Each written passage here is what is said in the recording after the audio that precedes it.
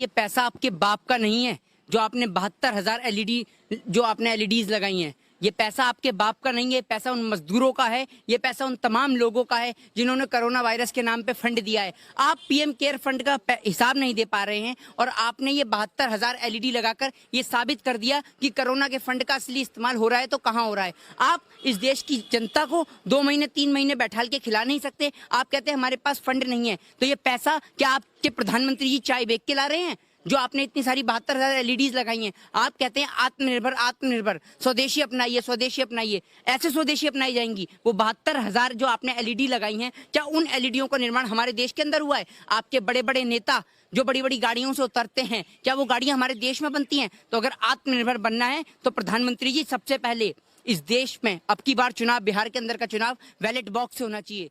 ये जितने भी अपने नाम के आगे राम भगत, कट्टर, सनातनी, हिंदू, अरे भड़वो तुम लोग पहले सनातन धर्म है क्या उसकी पहले समझ लो उसको क्या है। हिंदू धर्म किसे कहते हैं उसको जरा समझ लो। एक मूक प्राणी मरने पे भी ना अपने अंदर दया करुणा होनी चाहिए, वो हमारा धर्म है। तुम्हारे जैसे किसी की लाश पे हंस रहे हो, गालियां दे रहे हो उसको। डूब मरो रे डूब मरो, तुम्हारी गलती नहीं है बेटा, ये तुम्हारे नेताओं की गलती है जिसके तलवे तुम लोग चाटते हो। तुम लोग किसी सनातनी के नहीं हो, किसी हिंदू के नहीं हो, तुम लोग सिर्फ गुलाम हो उस व्यक्ति के जो तुमको चुसाता रहता है अपना। अब क्या चूसते हो तुम जानो। तो हेलो डियर फ्रेंड्स, भाई अंधभक्त होना भी आसान बात नहीं है। बस यूं समझ लो कि बबूल का पेड़ है और पैंट उतार कर चढ़ना है।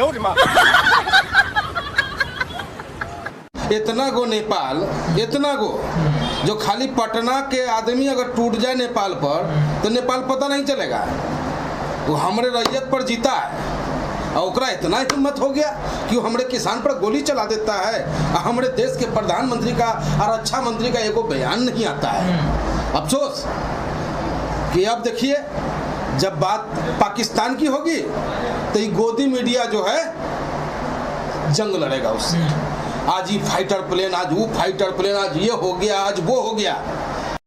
बीजेपी ने अंधभक्तों को हिंदू राष्ट्र की ऐसी अफीम चटाई है, ऐसी अफीम चटाई है कि अब उनको गिरती हुई अर्थव्यवस्था, रिकॉर्ड तोड़ बेरोजगारी, महंगाई और संविधान से कोई मतलब नहीं है।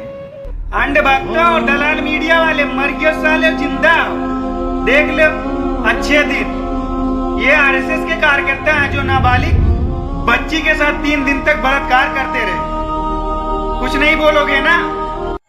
ये कमेंट देखा? इतना तो पाकिस्तान के लोग भी हिंदुस्तान के हिंदुओं से नहीं जलते जितना अंधभक्त भाजपा की सच्चाई बताने पे हिंदुओं से जल जाते हैं। मुस्लिम को तो छोड़ते ही नहीं है। खैर सच्चाई ये है कि अपने पप्पा से पूछना, 1,60,00,000 रुपए पर डे की सुरक्षा पे खर्च होते हैं। पप्पा से पूछना एक ऑटो भी खरीदने की हिम्मत है अपने पैसे से। पूरे देश को आत्मनिर्भर का पाठ पढ़ा रहे हो और खुद जिंदगी भर दूसरों पे निर्भर रहे हैं और आज तक। जय हिंद।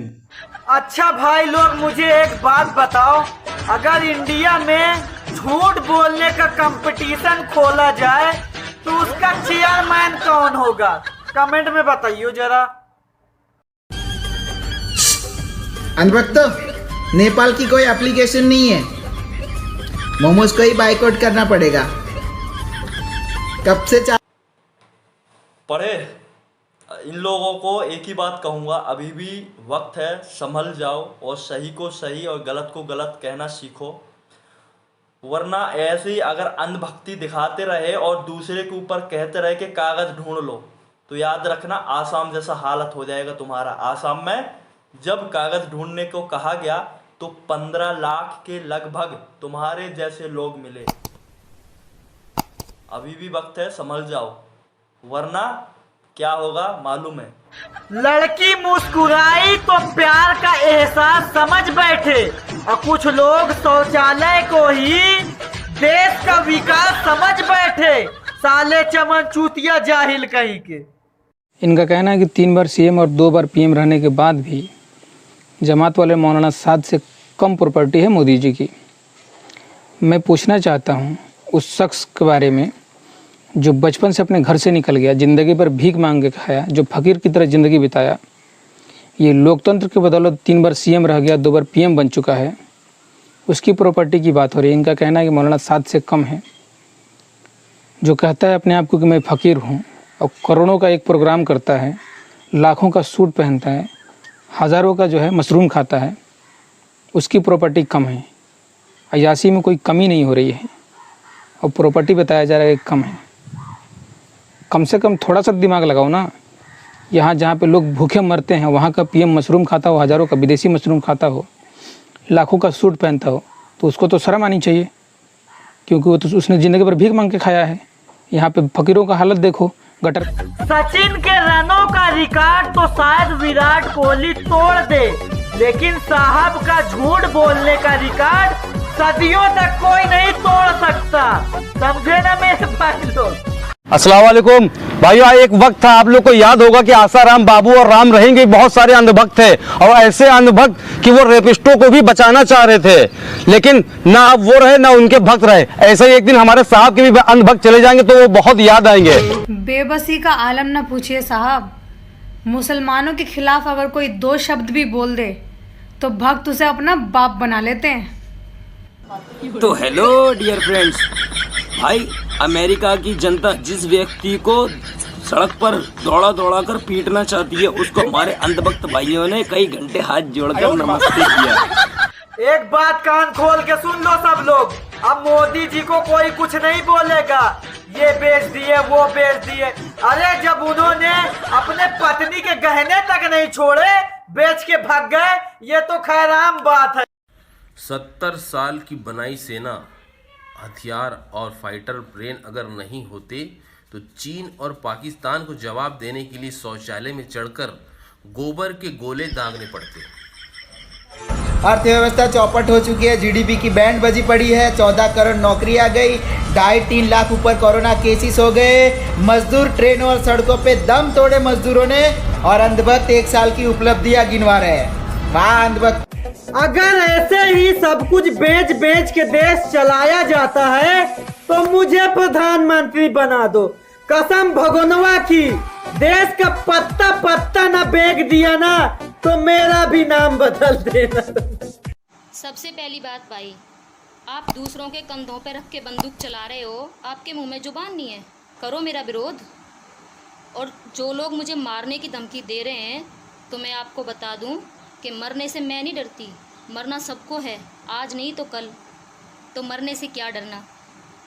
पहली बात, अगर आप अंधभक्ति को देशभक्ति से जोड़ रहे हो तो मैं आपको बता दूं कि अंधभक्त होना देशभक्ति का सबूत नहीं है। और श्री राम के साथ तुम जिस इंसान को जोड़ रहे हो ना, तो मैं आपको ये भी बता दूं कि श्री राम की तुलना कोई नहीं कर सकता, और ये नेता लोग तो बिल्कुल भी नहीं, चाहे कोई भी नेता हो। ठीक है, मेरी आईडी बैन करा दोगे, मेरी वीडियो डिलीट करा दोगे, हिंदू मैं भी हूँ, ठीक है, मुझे पता है हिंदू पीठ नहीं दिखाते। अगर हिम्मत है तो सामने से आके लड़ो। अब बोलो जय श्री राम। अपने देश में अफ्रीका से चला टिड्डा पाकिस्तानी बन जाता है, और चीन से निकला कोरोना जमाती बन जाता है। वाह वाह वाह वाह साले, चमन चूतियो जाइलो सुधर जा।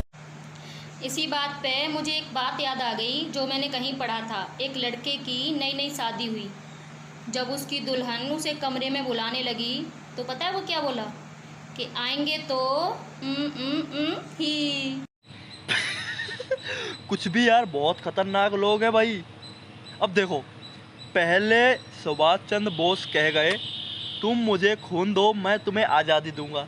सबको मालूम है, हमको पढ़ाया भी यही गया है, आपको भी पढ़ाया गया होगा। लेकिन आज एक ऐसा भक्त पैदा हुआ जो ये कहता है गरीबों तुम मुझे चंदा दो ठीक है, तुम मुझे चंदा दो, और रईसों को कहता है कि मैं तुम्हें लोन दूंगा और जाओ देश के बाहर एंजॉय करो। मैं चौकीदार हूँ, मैं संभाल लूँगा इन लोगों को। मेरे देश के 14 करोड़ मजदूरों की रोजी रोटी छीन करके उनको पैदल चलवाकर उनके पैरों की खाल उतरवाने वाला, पैदल चलते चलते भूख से मरवाने वाला, गाड़ियों से कुचलवाने वाला, रेल से कटवाने वाला देश का वफादार है कि गद्दार है? तो गद्दार अगर आप मानते हैं तो ज्यादा से ज्यादा लोगों तक इस वीडियो को शेयर करें। यदि आप मानते हैं कि 245 की किट को 600 में बिकवाना देश की गद्दारी है तो ईमानदारी के साथ में आप सब लोग इस वीडियो को दूर तक पहुंचाएं, घर घर तक पहुंचाएं।